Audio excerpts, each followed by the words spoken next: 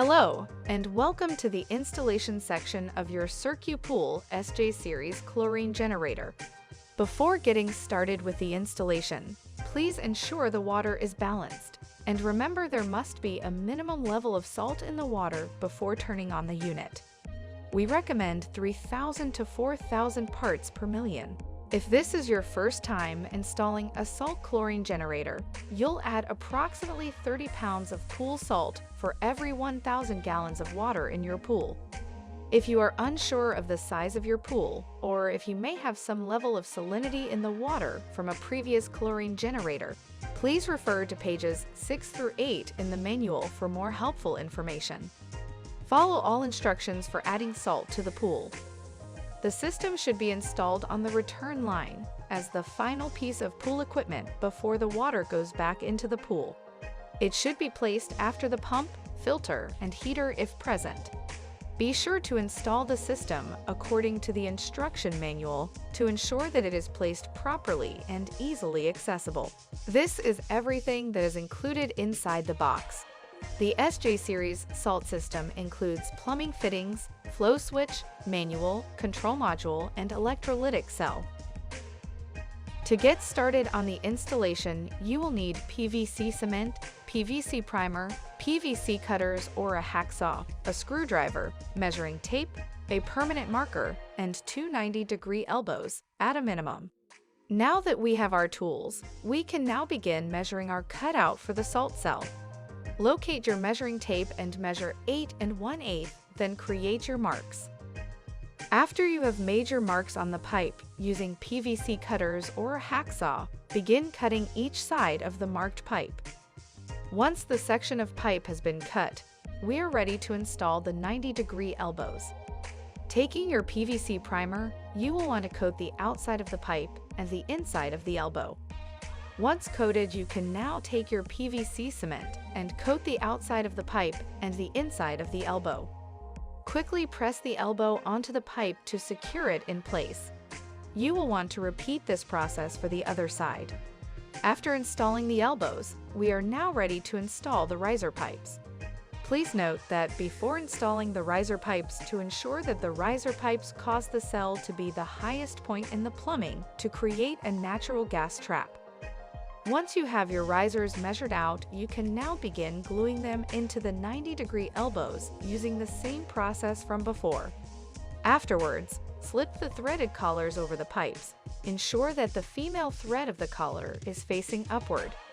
Locating your primer, coat the outside of the pipe and the inside of the union. After a few seconds of drying, take your PVC cement and apply a coat to the outside of the pipe and the inside of the union, and quickly and firmly press the union onto the pipe. Firmly hold it for a few seconds. After pressing the union into place, you will want to install the provided O-rings around the edge of the union. Repeat this process on the other side for the other union. Once the unions have been installed, you can now test fit your salt cell to ensure you cut the cell to length. After screwing on the collars to confirm proper fit, you can now remove the cell from the plumbing temporarily. Now we can begin measuring the cutout for the flow switch housing. Measure 2.5 inches, then create your marks. After you have made your marks on the pipe, using PVC cutters or a hacksaw, begin cutting each side of the marked pipe.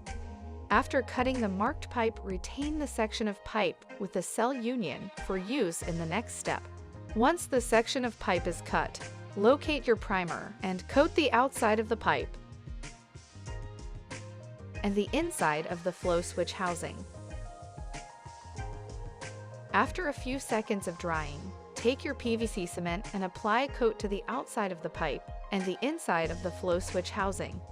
Once applied, ensure that the flow direction of the housing is facing towards the water flow, then quickly and firmly press the housing onto the pipe. Repeat this process on the other side of the flow switch using the removed section of pipe which has the cell union.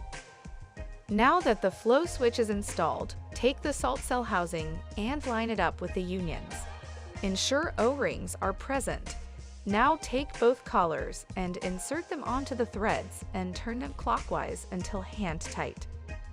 After, choose a nearby vertical surface where you can hang the control module. This process may be slightly different for your installation, depending on what type of surface you have nearby. Securely fasten the mounting screws to the wall and then hang the control module in place. Once the control module is secured, locate the power cable. For the typical installation, you'll connect it to the same circuit as the pump. In many cases, this is an existing pump timer. For complete instructions on connecting your system to power and synchronizing its operation with your pump timer, please refer to page 18 in the instruction manual. Locate both the flow switch and cell connection cables and connect them to the bottom of the control module. Be sure to properly align the cell cable. Ensure that both cables are firmly connected. Once everything is properly installed, restore power to the pool equipment. Flip the power switch on and adjust chlorine output to match your pool's chlorine demand. To adjust the system's output, press the plus and minus buttons. For further instructions on how to operate your chlorine generator, please refer to the operations guide for the SJ system. This concludes the installation guide for the SJ-Series Salt Chlorinator by CircuPool. If you have any questions, please visit our website, circupool.com. Thank you for choosing CircuPool Advanced Pool Systems.